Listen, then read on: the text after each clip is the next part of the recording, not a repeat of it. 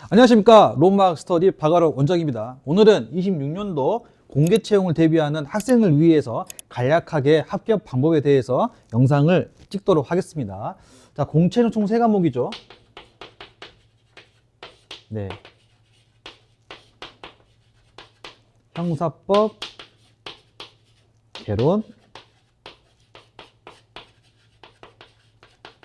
법규, 헌법이 있습니다. 근데 기본적으로 이 둘 중에 고민하는 분들 있잖아요. 고민하는 분들은 무조건 법규를 선택하시길 바랍니다. 왜냐하면 첫 번째는 우선은 여기 조정점수가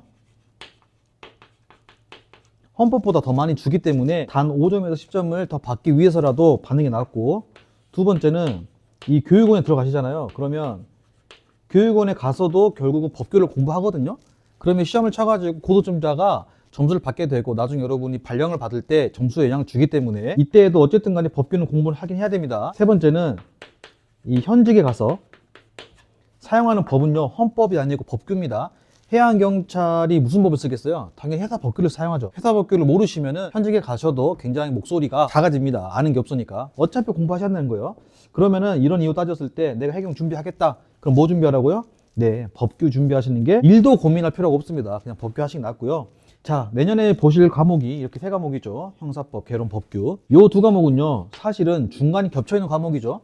그래서 이 개론에 있는 총론하고 이 강론이 있는데, 강론이 뭐냐면 회사법규하고 똑같습니다. 그럼 실제로는 총론, 그 다음에 강론, 회사법규가 있는데 얘는 똑같은 과목이다. 그럼 1.5과목이 되는 거죠. 요 두 개를 잘 연관해서 공부를 하셔야 되고, 그 다음에 형사법을 좀 별도로 생각해가지고 얘를 마스터해 가겠다라고 생각하셔야 되는데, 우리가 이제 개강은 이제 12월 15일입니다. 그러면 대략 6개월 잡고 공부를 하게 되는데, 전체 수험 기간은 보통 6개월에서 8개월 정도 잡으시면 충분해요. 6개월에서 8개월 정도면 충분하다. 제가 이 말씀드리는 충분하다는 이유는 뭐냐면 커트라인이 낮습니다.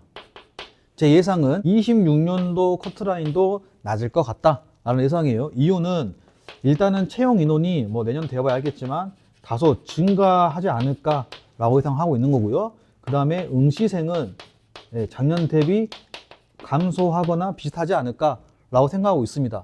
그러면 대략 공채가 평균이 8.9대 1 정도 되거든요. 근데 제 생각에 내년 같은 경우에는 거의 한 7대 1 밑으로 언더 떨어지지 않을까 라고 생각을 합니다. 그러면 EBS를 뽑으니까 실제로는 3.5대 1이 되는 거겠죠. 그러면 응시생 중에서 실제로 시험장에 나오지 않는 사람들도 있고요. 그 다음에 준비하지 않고 그냥 한번 시험 봐보겠다 하는 분들도 들어 있거든요.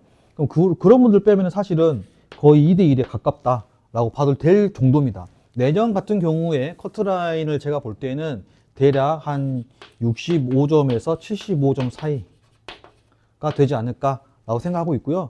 요거는 이제 25년 난이도 기준. 그렇습니다. 여러분이 기출문제를 풀어보신 다음에 내가 3과목 보니까 이 정도에 맞았다. 그러면 충분히 26년도도 할만하겠다 라고 생각하시면 되는 거죠. 자, 그 다음 형사법을 공부할 때는요, 자, 중요한 게 어쨌든 우리의 목표 점수는 몇 점이에요? 70점에서 80점이 우리의 목표가 되면 됩니다. 네, 85점 이상 받는 건 조금 제가 볼 때는 굳이예요. 굳이 80점 정도만 맞으셔도 합격하는 데는 뭐 절대 부족하지 않은 점수이기 때문에 한 이 정도 맞는다 라고 생각하신다면 형사법에다가 시간을 잘 활용하셔야 됩니다.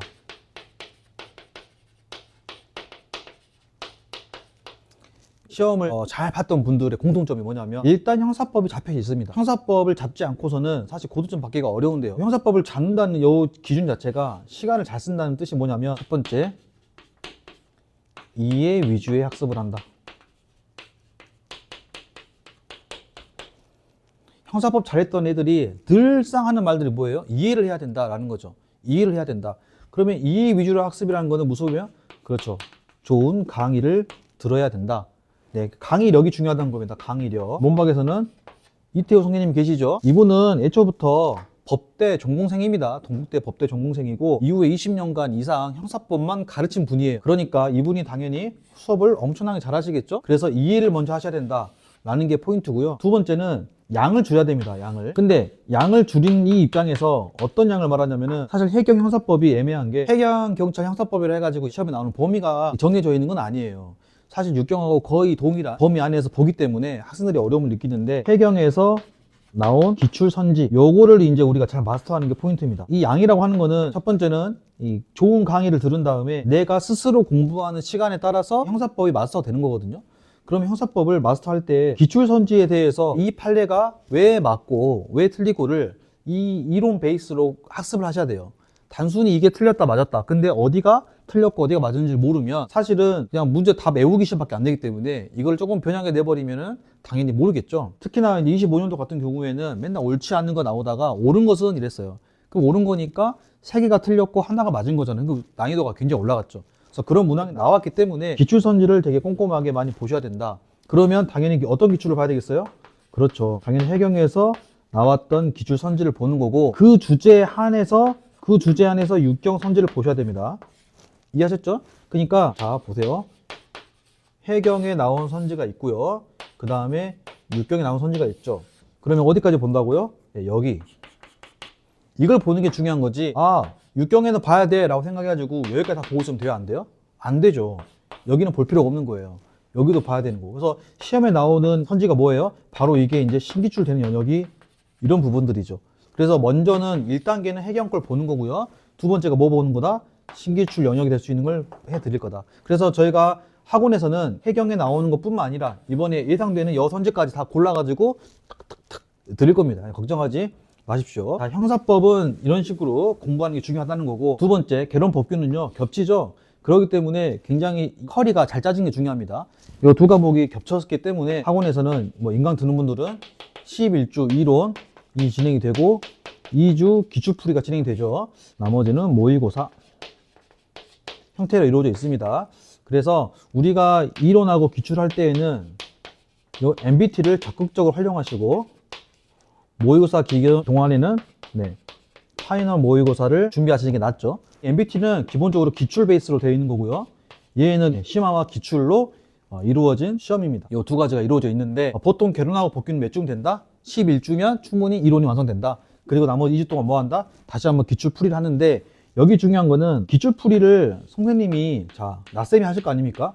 그러면 나쌤이 수업을 할 때 이 사람은 어떻게 문제를 푸는가가 중요하겠죠. 여러분도 기출을 안 본 게 아니에요. 다 봤어요. 근데 여러분이 보는 관점과 선생님이 이 문제를 다뤄온 관점이 다르단 말이지.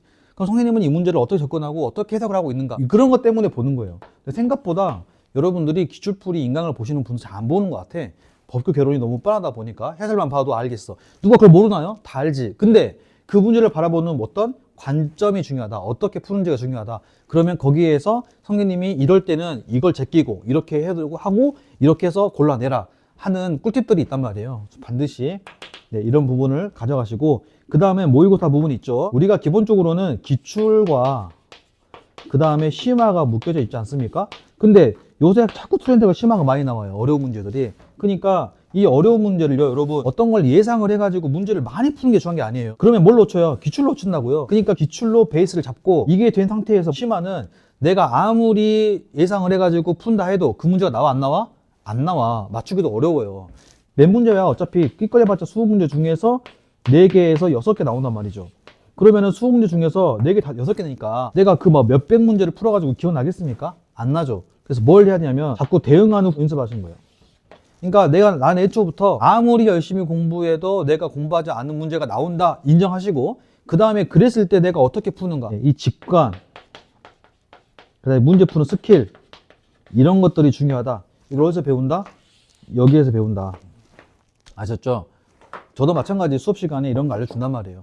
이런 건 사이드다. 사이드는 볼 때는 이렇게 풀고 이렇게 가야 된다. 이거를 어디서 연습하신다고? 파이널 모의고사에서 이게 나올 것 같습니다가 아니고, 실제로 20문제를 이런 식으로 구성했으니까 기출 다 맞추시고 그 다음에 심화까지 맞추십시오. 최대 많이. 몇 점? 75점에서 80점 맞춰보십시오. 이거를 계속 한 해 한 해 연습하면서 훈련하는 거예요. 그러면은 내가 어떻게 해야 됩니까? 이 직관력을 키우기 위해서는 결국은 기출로 베이스된 기본적인 학습이 돼 있어야 돼요. 내가 알고 있어야 될 학습을 한 다음에 그 다음에 이제 이런 파이널 모의고사에서 어려운 게 나왔을 때 골라내는 능력을 키우는 거죠. 기출이 베이스가 돼 있으면 심화도 풀 수가 있다. 근데 기출이 베이스가 안 돼 있으면 아무리 풀어봤자 의미가 없다. 그래서 내년에는 이렇게 형사법과 개론법규 이런 식으로 공부하신다면 아주 좋은 점수를 받고 충분히 필요하는 데는 지장이 없을 것 같습니다. 이상 론쌤이었습니다. 감사합니다.